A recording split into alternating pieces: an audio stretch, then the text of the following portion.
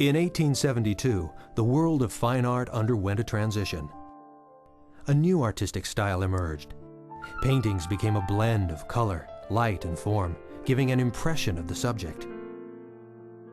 Photographers were quick to adopt this impressionistic trend in a movement known as pictorialism.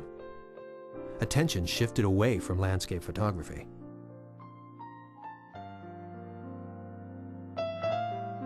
For nearly 50 years, pictorialism was the predominant form of art photography.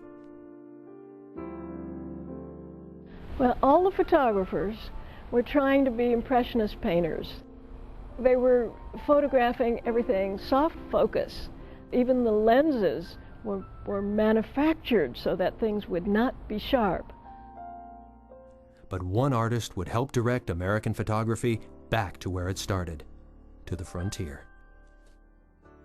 That photographer was Edward Weston. Weston was born in Highland Park, Illinois in 1886. He received his first camera when he was 16 years old, and he started exhibiting his work the very next year.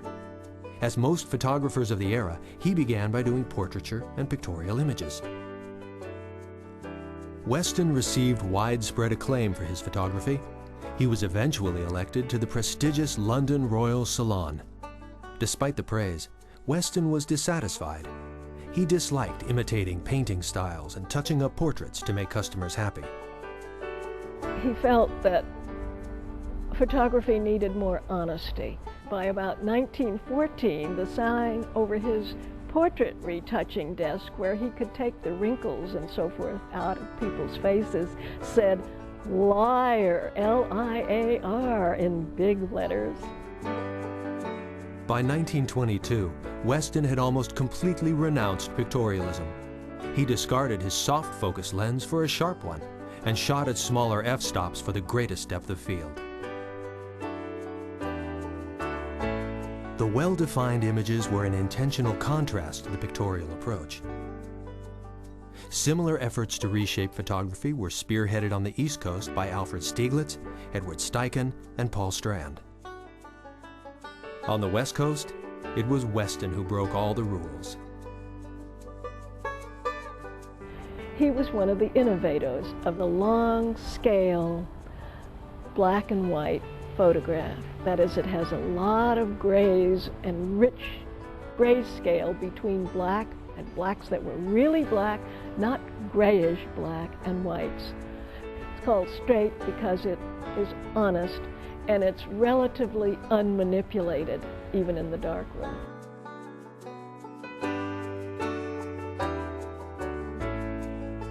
Weston started changing his style using what was called pure photography or straight photography, working with his negatives to bring out utmost detail and to record objects and scenes as he had seen them. Weston explored a range of subjects and styles throughout his life. Urban scenes in New York, daily life in Mexico, abstract close-ups,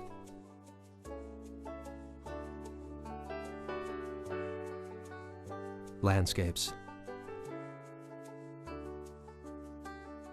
Edward came through a trajectory of other attitudes and ended up simplifying both his own spirit and his photographs, so that if he does a landscape, it may not be with great bravura, clouds, sunsets, or whatever, but it might be a quiet, just grays, might not even have a lot of black in it or even a lot of white in it. In 1932, Group F-64 was formed around Weston's modernist example, and the West Coast photographic tradition was born. Ansel Adams was a leader in Group F-64. It also included Imogene Cunningham, Willard Van Dyke, John Paul Edwards, Sonia Noskowiak, and Henry Swift, along with Edward and his son Brett. In 1937, Weston was the first artist to receive the notable Guggenheim Fellowship. He used the award to travel the West. He created a view of the frontier that was different from the photographers of the previous century.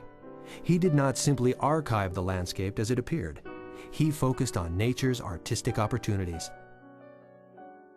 Sweeping scenes evolved into bold representations. Lush foliage developed into intimate demonstrations. Beautiful vistas progressed to quiet interpretations.